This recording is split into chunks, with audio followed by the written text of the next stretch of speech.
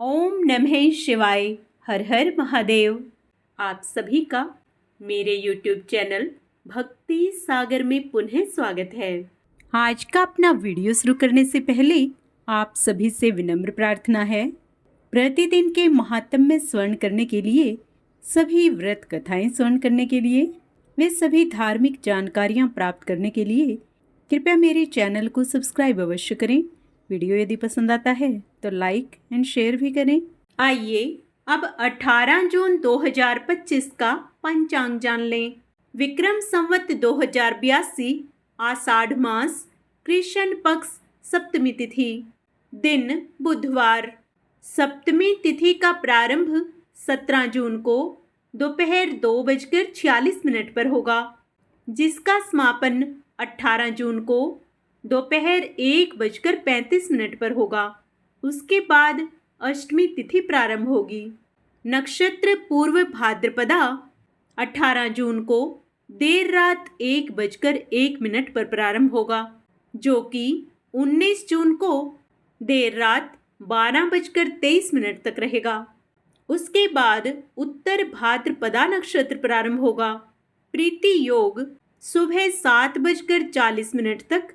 उसके बाद आयुष्मान योग अगले दिन सुबह 5:24 तक रहेगा। उसके बाद सौभाग्य योग प्रारंभ होगा। सूर्योदय सुबह 5:45 पर तथा सूर्यास्त शाम 7:10 पर होगा। चंद्रोदय 19 जून को देर रात 12:29 पर तथा चंद्रास्त 19 जून को दोपहर 12:56 पर होगा। आइए आज के कुछ शुभ मुहूर्त जान लेते हैं। ब्रह्म मुहूर्त सुबह 4:09 से 4:57 तक रहेगा। अमृतकाल शाम 4:35 से 6:09 तक रहेगा। बुधवार के दिन अभिजीत मुहूर्त मान्य नहीं होता। किसी भी शुभ कार्य को करने से पहले राहु काल का विचार अवश्य कर लेना चाहिए। आइए अब राहु काल का समय जान लेते हैं। राहु काल दोपहर 12:28 से 2:08 तक रहेगा। यमगंड योग सुबह 7:26 से 9:06 तक रहेगा। सूर्य मिथुन राशि पर रहेंगे तथा चंद्रमा शाम 6:35 तक कुंभ राशि पर, उसके उपरांत मीन राशि पर संचार करेंगे।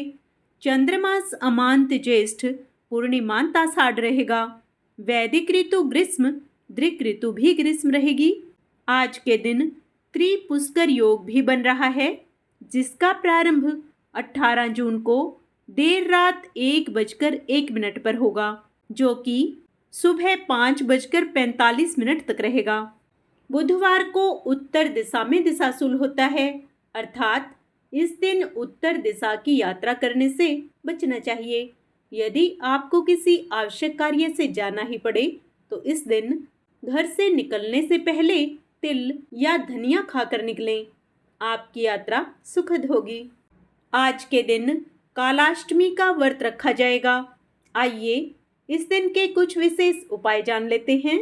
यदि आप अपने सुख साधनों में बढ़ोतरी करना चाहते हैं तो आज के दिन आपको भैरव जी के आगे मिट्टी के दीपक में सरसों के तेल का दीपक जलाना चाहिए और दीपक जलाते समय 2 बार मंत्र पढ़ना चाहिए। मंत्र है ओम ह्रीम बटुकाय आपद उदारणाय कुरु कुरु बटुकाय हरिम ओम। साथ ही भैरव जी से अपने सुख साधनों में बढ़ोतरी के लिए प्रार्थना करनी चाहिए। यदि आपको जीवन में कोई परेशानी है तो उसे अपने जीवन से दूर करने के लिए आज के दिन आपको सरसों के तेल में चुपड़ी हुई एक रोटी काले कुत्ते को खिलानी है। रोटी पर तेल चुपड़ते समय भैरव का ध्यान करते हुए 5 बार मंत्र का जाप करना चाहिए। मंत्र है ओम ह्रीम बटुकाय आपद उदारणाय कुरु कुरु बटुकाय ह्रीम ओम। यदि आपको किसी प्रकार का भय बना रहता है तो उस भय से छुटकारा पाने के लिए आज के दिन आपको भैरव जी के चरणों में एक काले रंग का धागा रखना चाहिए। उस धागे को 5 मिनट के लिए वहीं रखा रहने दें और इस दौरान मंत्र का जाप करें। मंत्र है ओम ह्रीम बटुकाय आपद उदारणाय कुरु कुरु बटुकाय हरिम ओम। 5 मिनट बाद उस धागे को वहां से उठाकर अपने दाएं पैर में बांध लें। आपके सब भय दूर हो जाएंगे।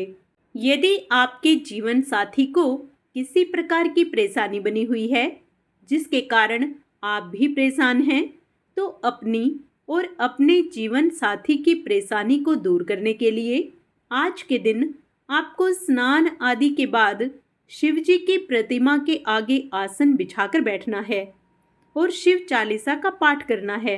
शिव चालीसा के पाठ के बाद एक बार भैरव के मंत्र का भी जप करना चाहिए।